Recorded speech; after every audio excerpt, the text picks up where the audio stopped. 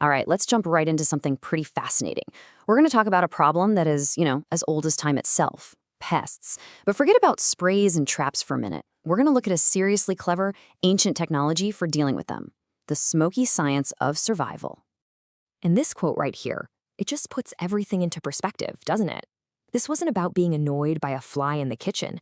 For people in the ancient world, a pest problem was a direct threat to everything: their food, their health, their money. It was literally a daily fight for their lives. So, before we can even get to their brilliant solution, we really have to wrap our heads around the massive scale of the problem they were facing every single day. I mean, just look at the difference here. Today, we've got a whole arsenal of stuff we can use. But back then, their toolkit was way more limited. They had to rely on what they could find in nature, and more importantly, on their own ingenuity. They had to be unbelievably resourceful. And you can see just how high the stakes were. We're talking about insects that could devour an entire winter's worth of food, moths that could chew through priceless fabrics, and of course, rodents spreading disease. This was way beyond comfort. This was about the fundamentals of staying alive. So how in the world did they fight back against all of that? Well, in ancient China, born out of this constant pressure, they came up with a remarkably effective answer. The solution was fumigation. And the concept is actually pretty simple. You basically just change the air in a room, making it totally hostile to pests. You fill up the space with smoke, and that smoke gets into every last crack and crevice where those things love to hide. And this wasn't some newfangled idea. The evidence for this goes way, way back. We're talking about Chinese farmers using sulfur as a fumigant as early as 1000 BCE.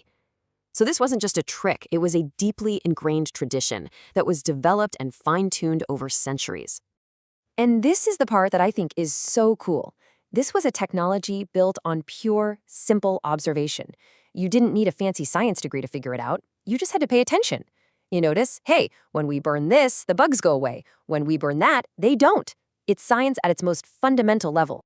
Which, of course, brings us to the big question. How? How did they turn these simple observations into a reliable, repeatable piece of technology without all the scientific tools we have today? Let's just pause on that for a second. From their point of view, why would smoke even be the answer? It sounds almost too simple, But when you break it down, the logic is actually rock solid. What they were doing was essentially their own version of the scientific method. Step 1, you see the problem, bugs everywhere. Step 2, you try a solution. Let's burn this pungent plant. Step 3, you watch what happens. Whoa, the pests are fleeing or dying.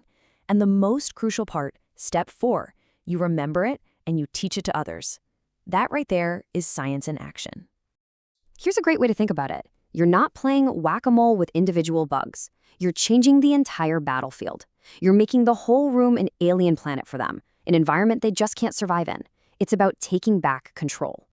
And they had this whole toolkit of natural weapons to pull from. Sulfur was like the heavy artillery, a really powerful fumigant. But they also used all sorts of different plants.